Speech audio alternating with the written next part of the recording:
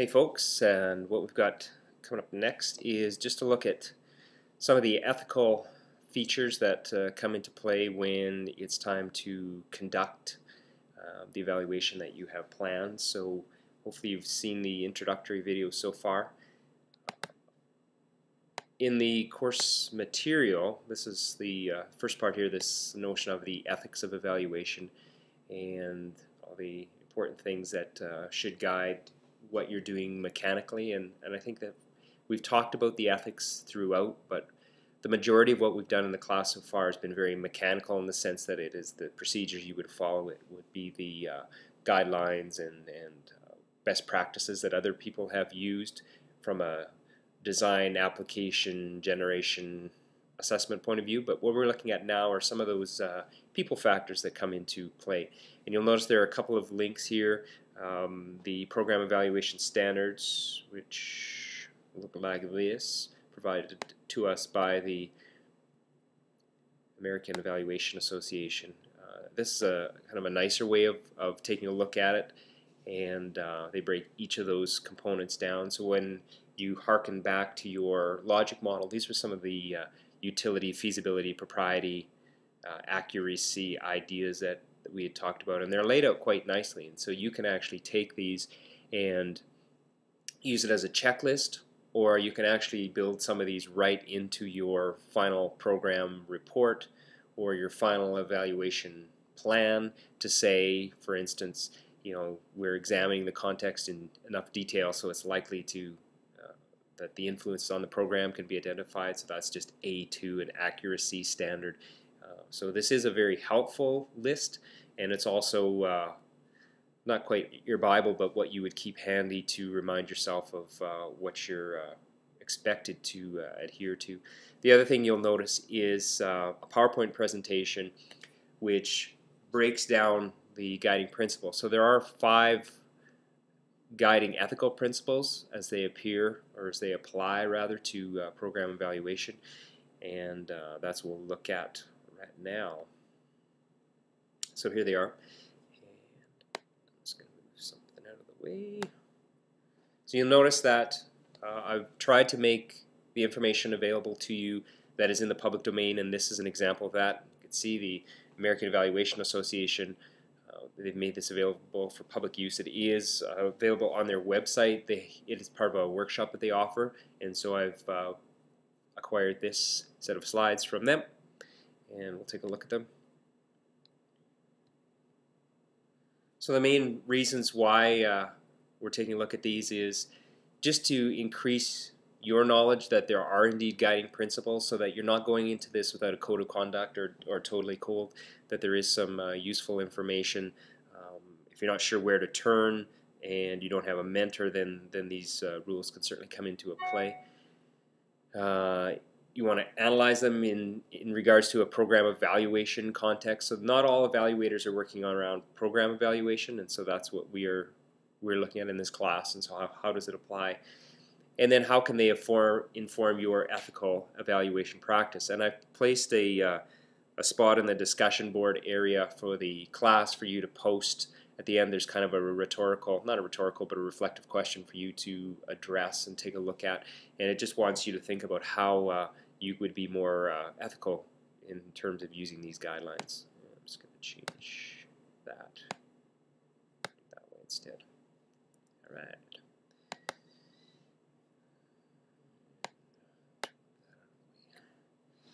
So indeed, promoting ethical evaluation practice is very important.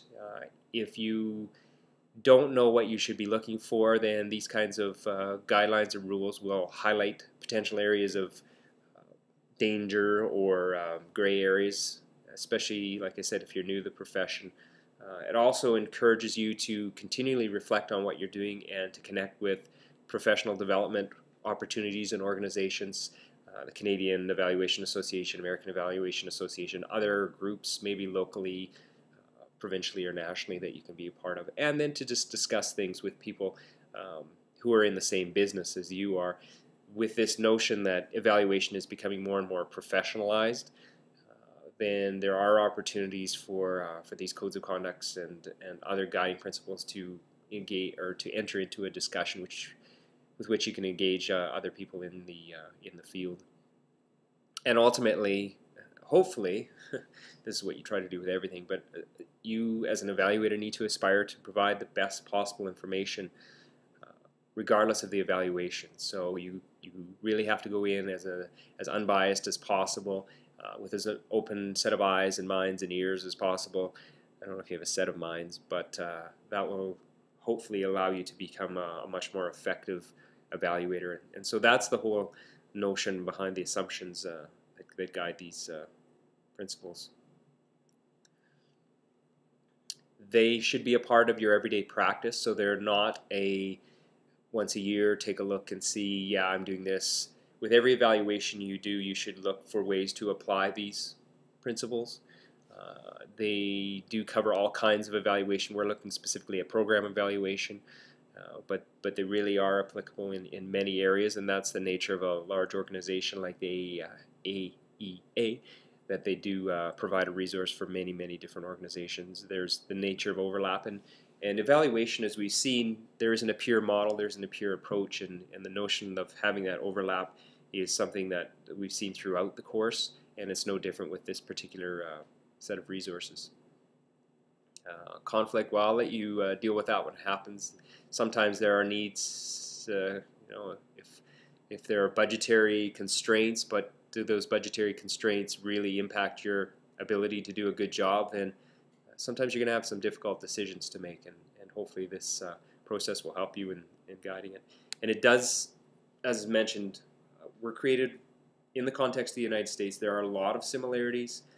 Not all the legal situations are the same between the two countries, so if you have some doubts or something doesn't pass the tummy test in regards to how it jives with your approach to Canadian content, then certainly check it out, especially when it comes to issues around legality, client protection, anonymity, those types of things where you really have other people's interests in your hands, and you want to make sure that you proceed in the best manner possible.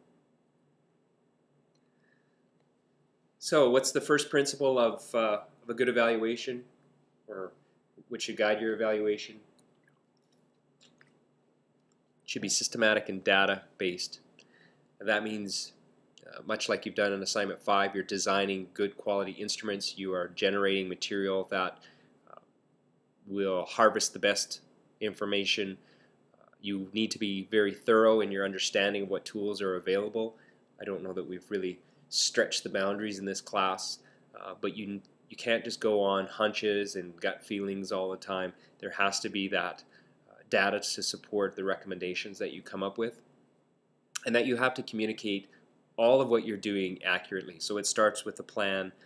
There would be consistent contact with the people that you're working with, and just letting them know, there are certain limitations. This is what we can do. This is what we can't do, and that they understand it. So very first one is that systematic, or that framework that applies, is really, really important. The second one is competence, and you're developing your competence in this area. Excuse me. You need to, from a professional development point of view, continue to hone your technical skills. The more opportunity you have to participate either as a principal investigator or a helper or an assistant or a data analyzer or something like that will make you much more competent, better at understanding situations. So that's tremendously important. The other thing is, or another thing is demonstrating cultural competence, your sensitivity to other cultures.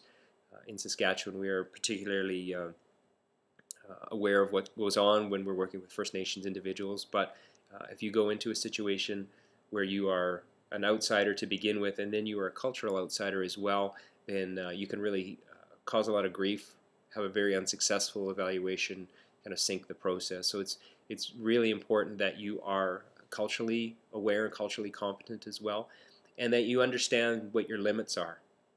You don't go making wild promises, speculation, anything like that, but you're working within your own recognized level of competency, and that's certainly a very, very important personal awareness that you have to be bring to the forefront, and that you're constantly working on improving those competencies. So how do I get better? Well, I work with different cultural stakeholders, so I have a better understanding. If I know that I'm going to be in a particular climate, then I look for other opportunities to make myself more aware. I do research. I raise the bar that way.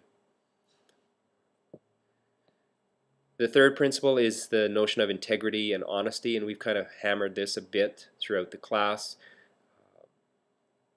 You are not necessarily there to protect anyone's interests. You're not there to be subversive in any way. It's the idea that you are connected with your client throughout, and they know what's going on, and you're not on someone's payroll in an attempt to push a particular agenda. You're looking at a program, and there are great implications based on the recommendations you may have. So it's very important that you're aware of the importance that honesty plays. And there may be times where you're involved with a client or an organization and you do notice that there's some underhandedness that's taking place, and it's really up to you to act appropriately and call it what it is. It may mean backing out, but I think that something like that does their reputation much better than sticking with a kind of a rotten presentation, rotten in the sense that things just don't look, feel, or smell right from the beginning. The other thing is that you need to be really upfront about your own biases. So that's disclosing values, interests, and conflicts of interest. Again, be honest with the people up front. You get that out of the way, and then they're very clear with what your role, your mandate is, and they're clear with what their role and mandate is as well. The accurate representation of findings.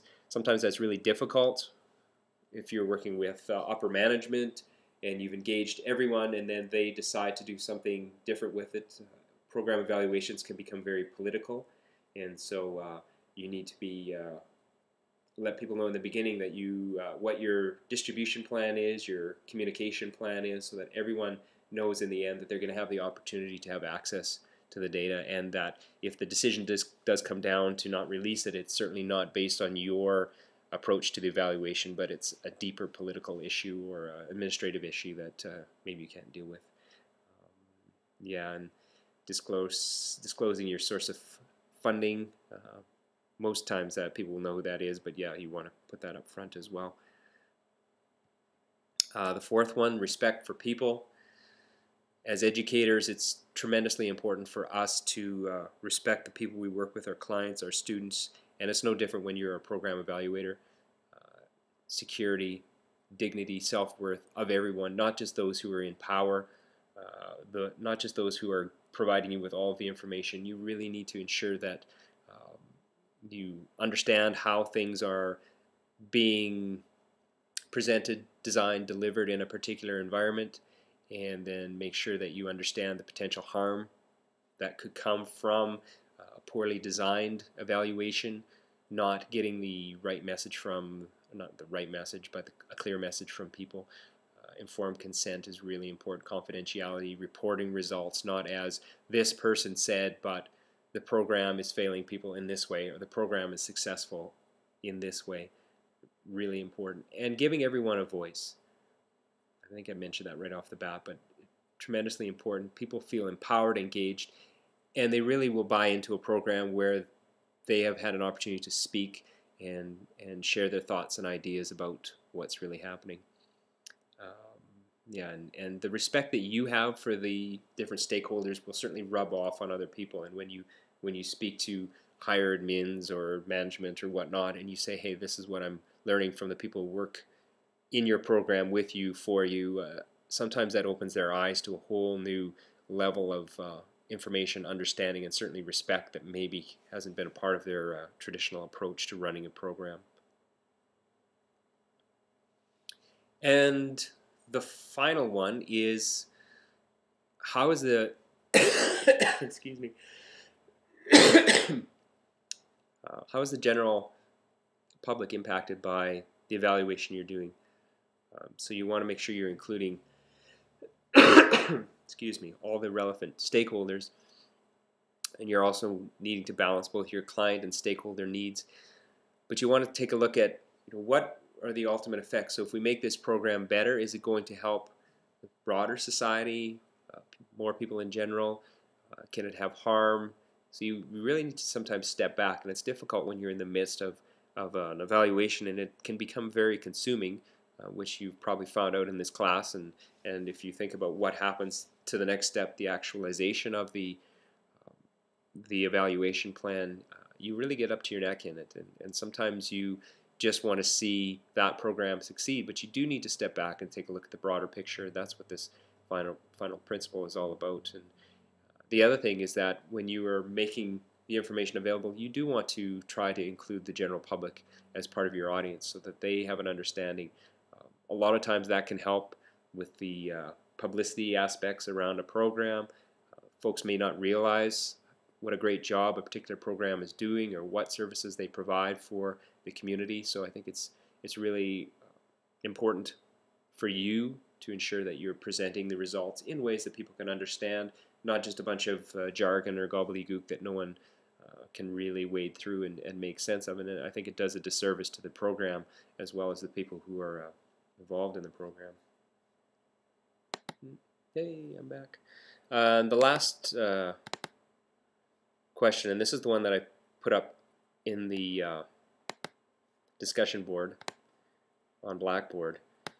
So if you've had a chance to look at these principles, how do you use them? Is there a particular one that resonates with you as an individual, personally?